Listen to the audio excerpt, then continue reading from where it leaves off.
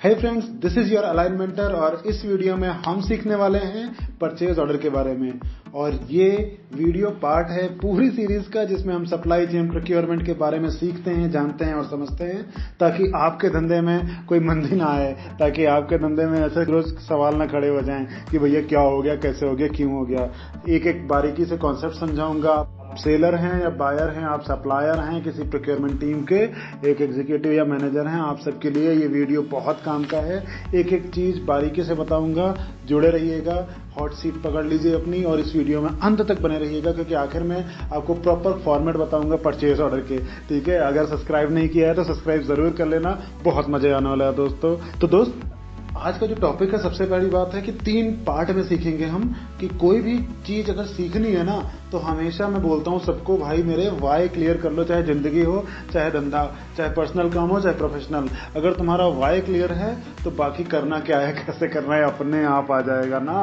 Y सीखते हैं इस वीडियो में सबसे पहले कि परचेज ऑर्डर की जरूरत ही क्या है। इतने सारे डॉक्यूमेंट घूम रहा है मार्केट में, इतनी सारी चीजें हैं, इतना कुछ तो याद रखना पड़ता है, इतनी फाइलें मेंटेन करनी पड़ती हैं, एक और डॉक्यूमेंट कहां से ले गए आगे भैया। तो भैया बात ये है, परचेज ऑर्डर अगर नहीं होगा तो ध्यान से सुनिएगा मेरी बात। हाँ, इधर आइए पास में।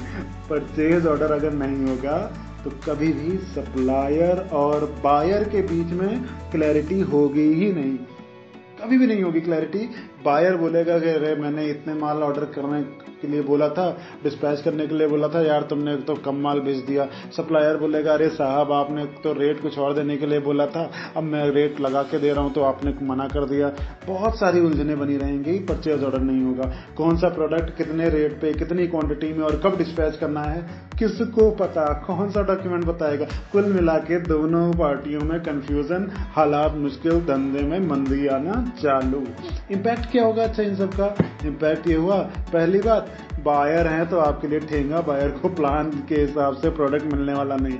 अगर आप ऐसा बायर भाई साहब प्रोडक्ट अरेंज नहीं कर पाए तो फिर बड़ी मुसीबत आने वाली है आपकी नौकरी पे। दूसरी बात, अगर आप सप्लायर हैं, मैन्युफैक्चरर हैं, सेलर हैं, तो सही टाइम पे अगर आपने सही रेट पे नहीं डिस्पैच किया मटेरियल तो आपके धंधे में बड़ी दिक्कत आने वाली है।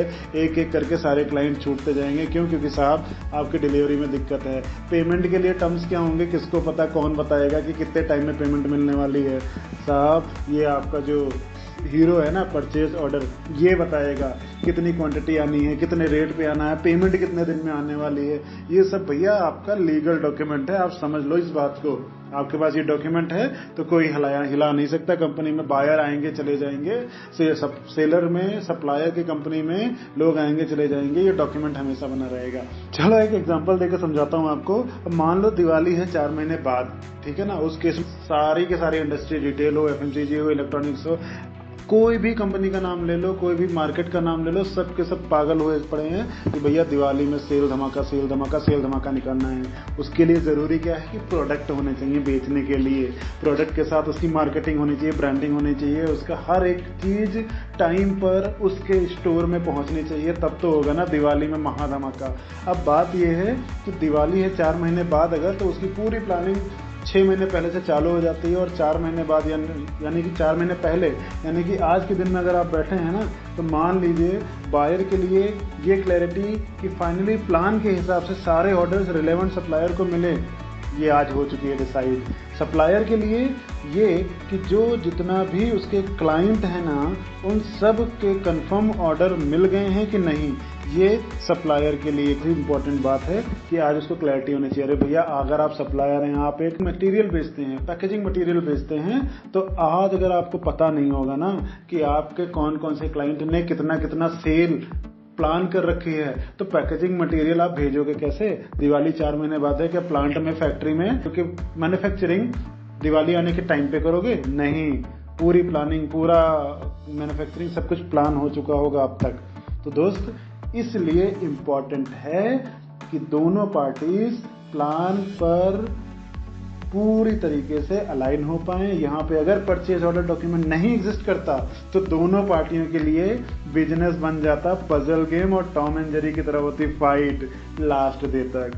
दिवाली का धंधा छोड़ो, इंसेंटिव भी नहीं निकलता तुम दोनों का। ठीक है, चलो, this is why purchase order is important I am gonna repeat it, this is why purchase order is important. और एक कहावत सुनाता हूं आपको, याद कर लेना। धंधे में क्लैरिटी का दूसरा नाम बायर सप्लायर की दोस्ती कराने है मेरा काम। दोबारा सुनना ध्यान से। धंधे में क्लैरिटी का दूसरा नाम बायर सप्लायर की दोस्ती कराना ही है मेरा काम। जी हाँ दोस्तों, मैं हूं परचेज ऑर्डर।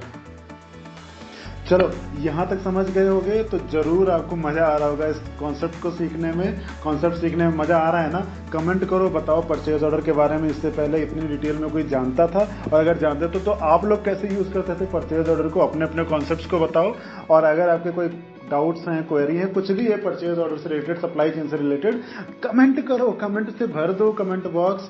किसी की भी कोई क्वेरी है, एक एक कमेंट पढ़ूंगा और सबको जवाब दूंगा। नहीं जवाब दे पाया कमेंट में, अलग से वीडियो डाल दूंगा, जो भी आप लोग सीखना है चाहते हो। चलो अब बात करते हैं दूसरे पार्ट की। पहला पार्ट वाई क्लियर है अपना, हम रिलैक्स हो गए, हमको पता है भैया परचेज ऑर्डर के बिना धंधा चलेगा नहीं, काम बनेगा नहीं, तो क्यों का जवाब मिल चुका है। अब बात करते हैं कैसे करना है ना?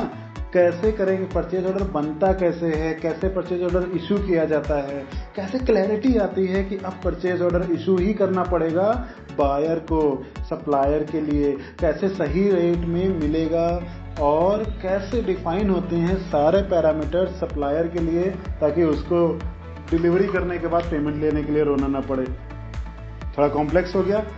आराम से, कोई बात नहीं, सिंपल करके समझाता हूं अगेन।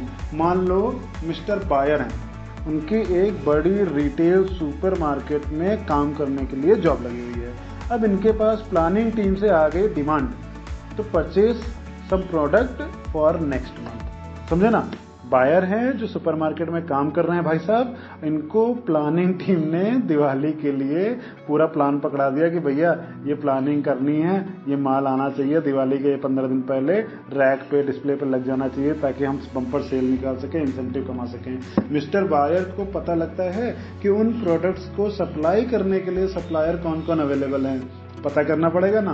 पूरी लिस्ट उनके पास रेडी रहती है, फटाफट डेटाबेस में जाकर के वो निकालते हैं कि अच्छा ये कैटेगरी का माल कौन सा सप्लायर दे सकता है, ये वाला प्रोडक्ट कौन सा सप्लायर देता है। उन्होंने पूरी कंपैरिजन लिस्ट बना ली। अब क्या करेंगे भाई साहब, अगर आप सप्लायर हैं तो ध्यान से सुनिएगा, आपके पास वो आते हैं रेट लेने के लिए कि भैया पिछले साल तो इतने में दिए थे, इस बार कितने में दोगे बताओ जरा। तो आप क्या करते हो, उनको कोटेशन भेजते हो एज ए सप्लायर। कोटेशन भेजने के बाद क्या होता है, ऐसा नहीं है वो खाली आपके भरोसे बैठे हैं, उन्होंने कोटेशन ली, आप जैसे मल्टीपल सप्लायर से कोटेशन लेंगे और उन कोटेशंस का कंपैरिजन करेंगे मिस्टर बायर। मिस्टर बायर को कम मत समझिएगा, उनकी नौकरी यही है कि उनको कम से कम दाम में अच्छे से अच्छा माल लेके आना है। आप सप्लायर हैं तो साहब आप दे के दिखाइए ना, सबसे कम दाम में सबसे अच्छा प्रोडक्ट। प्रोसेस बनाइए अपनी कंपनी में, फिर कभी बात करेंगे आपकी कंपनी के लिए। अभी बायर के बारे में बात करते हैं। बायर ने क्या किया, फटाफट से निगोशिएशन किया, निगोशिएशन करके डिलीवरी टाइमलाइन प्लान करी, प्लान करके क्वांटिटी कमिटमेंट ले ली। सब कुछ करने के बाद में उन्होंने क्या किया, आप मिस्टर सप्लायर जो भी फाइनल हुए हैं उनको परचेज ऑर्डर इशू कर दिया। ध्यान रखिएगा, यहाँ पे परचेज ऑर्डर इशू हुआ है, अभी कोई भी पेमेंट नहीं हुई है, अभी कोई भी बात और नहीं हुई है। परचेज ऑर्डर इशू होने का मतलब है कि आपको कंफर्म ऑर्डर मिल चुका है। अब भाई साहब आप बस तैयारी में लग जाइए, मिस्टर सप्लायर डिस्पैच करिए मटेरियल को, पहुंचाइए उसके दुकान पे, उसके वेयर हाउस पे। अब इसमें रेट क्लियर हो गया, सप्लायर क्लियर हो गया, डिलीवरी टाइमलाइन क्लियर हो गई। क्वांटिटी कैसे पता चलेगी, ये कौन बताएगा कि क्वांटिटी कितनी है। क्वांटिटी परचेज ऑर्डर को कौन बताएगा, परचेज ऑर्डर को बताते हैं परचेज इंडेंट और रिक्विजिशंस। उसका अलग से वीडियो बनाया हुआ है, देख लेना परचेज इंडेंट बनता कैसे है। अब परचेज ऑर्डर बन गया। परचेज ऑर्डर बनने के बाद में मिस्टर बायर ने परचेज ऑर्डर बनवाया और वो रिलीज कर दिया मिस्टर सप्लायर को। काम खत्म, मिस्टर बायर हो गए रिलैक्स। नहीं, यहाँ रिलैक्स नहीं हुए हैं, अभी भी उनको पूरा फॉलोअप करना पड़ेगा, टाइमली डिलीवरी करने का सब कुछ ध्यान रखना पड़ेगा जब तक पेमेंट ना निकल जाए। P2P प्रोसेस होता है प्रोक्योरमेंट साइकिल में। खैर ये तो बात हमने कर ली, क्यों करना है और कैसे करना है। अब एक्चुअली में क्या करना है, जरा वहां पे चले, लेके चले आपको इन डेप्थ में। मजा आ रहा है? Hit the like button, comment कर देना, सब्सक्राइब कर देना और किसी को शेयर कर देना जिसको जरूरत हो। तीसरा पार्ट है कि करना क्या है। सब तो बता दिया सर आपने, कैसे करना है, क्यों करना है, एक्चुअली में क्या होता है। तो भाई स्क्रीन पे देख लो, आपको एक फॉर्मेट शेयर कर देता हूँ। सिंपल बात है, परचेज ऑर्डर के स्टैंडर्ड फॉर्मेट्स होते हैं जिसमें हमेशा आप मेंशन करते हो। अगर आप बायर हो, किसी कंपनी में एज अ बायर जॉब करना चाहते हो, एज अ परचेजर जॉब करना चाहते हो, तो आपके लिए है कि सर जब भी परचेज ऑर्डर इशू करोगे तो आपको ध्यान रखना है कि परचेज ऑर्डर इशू करने के टाइम पे सप्लायर की डिटेल्स प्रॉपरली मेंशन हो, उसमें सप्लायर का नाम, सप्लायर का कोड होता है वो मेंटेन हो, सप्लायर का एड्रेस जीएसटी वाला वो मेंशन हो, जीएसटी नंबर जरूर मेंशन हो, नहीं मेंशन होगा तो आपको उसके लिए अलग से कार्रवाई करवानी पड़ती है। और आपको डिलीवरी कौन सी लोकेशन पे लेनी है वो डिलीवरी मेंशन होनी चाहिए। आप बिलिंग कहाँ पे करने वाले हो और आप अपना शिपिंग कहाँ से करने वाले हो। कई बार होता है इशू कर रहे हो परचेज ऑर्डर हेड ऑफिस से, मंगवा रहे हो अपने वेयर हाउस पे, तो बिलिंग जो होगी वेयर हाउस के नाम पे होगी, लेकिन शिपिंग जो है वो होगी आपके वेयर हाउस पे, ताकि आपके सप्लायर को फालतू में कंफ्यूजन ना हो। तो इस फॉर्मेट में आप देखोगे सप्लायर का नाम मेंशन है, उसका एड्रेस मेंशन है, उसका जीएसटी नंबर मेंशन है, आपका बिलिंग एड्रेस मेंशन है, आपका जीएसटी नंबर मेंशन है और आपका डिलीवरी लोकेशन मेंशन है। नहीं, नीचे आ जाओ, पीओ की हेडर गई क्या? पीओ की वैलिडिटी बहुत इंपॉर्टेंट है। पीओ कब से कब तक वैलिड है, मतलब ये कि पीओ जो आपने इशू किया है यानी कि परचेज ऑर्डर, उसकी डिलीवरी आप किस ड्यूरेशन में लेना चाहते हो, ताकि वेयर हाउस वालों को भी थोड़ी आराम हो जाए ना भैया। आप भले ही आज पीओ इशू कर रहे हो सकता है आप बोलो कि साहब 20 दिन बाद माल भेजना, वेयर हाउस में तब तक जगह बन जाएगी, है ना। कोई जल्दी वाला प्रोडक्ट होगा तो आप आज पीओ इशू करके बोलोगे विद इन अ वीक भैया भेज दो, वरना भैया मेरा सीजन खत्म हो जाएगा, मेरी सेल खत्म हो जाएगी, उसके बाद क्या करोगे भेज करके। तो पीओ की वैलिडिटी होती है, वैलिडिटी के पहले भेजा तो सारी लायबिलिटी आपके ऊपर की, आपको पेमेंट करनी पड़ेगी अगर क्वालिटी अच्छी है। अगर डिलीवरी की टाइमलाइन खत्म हो गई तो आप चिंता मुक्त हो गए, सप्लायर की हेड है कि उसने टाइम पे माल क्यों नहीं दिया, आप मना कर सकते हो उसको। भाई सीधी बात है, हर चीज सप्लायर के फेवर में थोड़ी ना होगी, आपके भी फेवर में कुछ होगी, और हर चीज आपके फेवर में नहीं होगी, सप्लायर के फेवर में होगी। क्या? सप्लायर के फेवर में होगी क्वांटिटी और रेट। जितने का पीओ इशू किया है उतने का क्वांटिटी तो एक्सेप्ट करना पड़ेगा आपको वेयर हाउस पे। आपने 1000 पीस का ऑर्डर दिया, उसने 1000 पीस भेज दिया, आप बोलते नहीं जी हमको तो 500 ही चाहिए, उसका तो नुकसान हो गया ना, तो आपको करना पड़ेगा पेमेंट। जिस रेट पे आपने पीओ इशू किया उस रेट पे उसी ने इनवॉइस लगा के भेजी है। अब आप मुकर जाओ नहीं ये तो 200 रुपये कम में देना था। क्यों देना था भैया कम? परचेज ऑर्डर इशू करते टाइम सही रेट में क्यों नहीं दिया आपने? आपकी गलती है। तो भैया परचेज ऑर्डर एक्चुअली दोनों की गलतियां निकालने के लिए नहीं है, दोनों को सेफगार्ड करने के लिए है, ताकि दोनों को बाद में कोई दिक्कत ना आए। दिवाली तो सबकी अच्छी होनी चाहिए ना। अगर यहाँ तक कॉन्सेप्ट समझ में आ गया हो तो कमेंट कर दो, और कुछ सीखना हो तो बताओ मुझे। जो भी सीखना है मैं आप नीचे यहाँ पे आपके कमेंट में आकर के आंसर करता रहूंगा और वीडियोस बनाता रहूंगा।